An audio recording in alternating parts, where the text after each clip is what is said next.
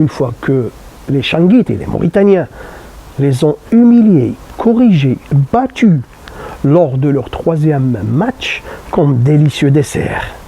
Sachez aussi, chers frères et amis africains, que les Ivoiriens ne sont pas les seules victimes du racisme structurel du système algérien. Oh non, non, non, non, bien loin de ça.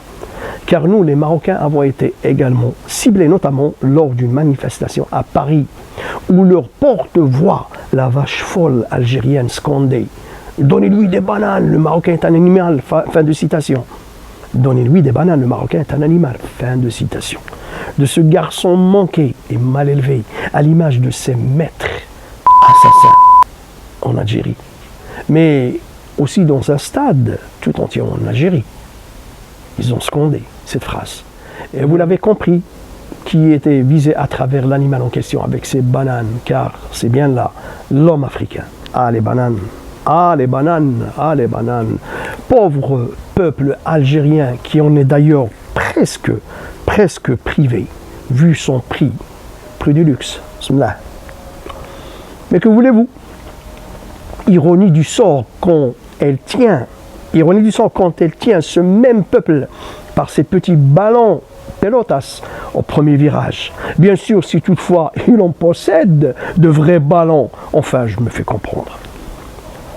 Ah oui, j'allais oublier, ce même garçon manqué s'est vu arrêté, expulsé par les autorités ivoiriennes, mais paradoxalement salué par le régime raciste, mafieux, fasciste algérien, une fois rentré à la caserne, la queue entre les jambes.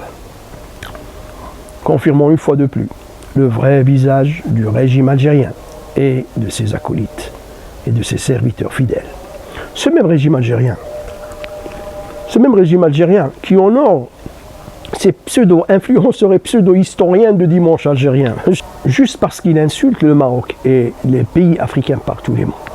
Tandis que deux influenceurs marocains, M. Sabr Chaouni et M. Zoubir Hilal, viennent d'être reçus par le ministre ivoirien du Tourisme, s'il vous plaît. Ouais.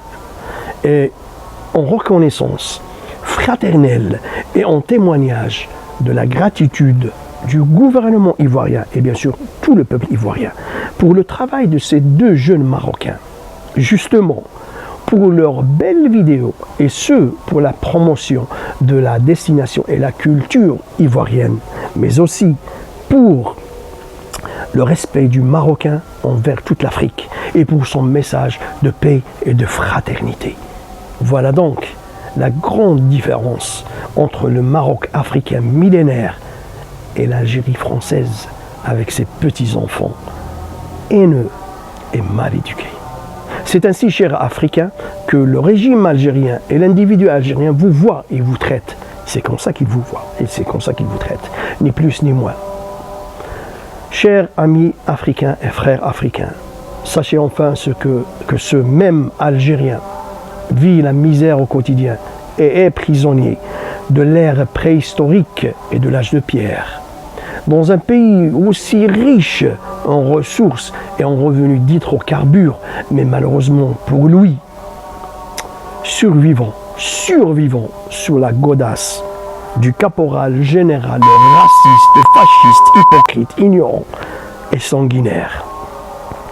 Enfin et pour finir, ce qui s'est passé entre l'équipe nationale du Congo démocratique et de l'équipe nationale du Maroc n'a rien de raciste, comme semble diaboliquement faire entendre les mauvais esprits.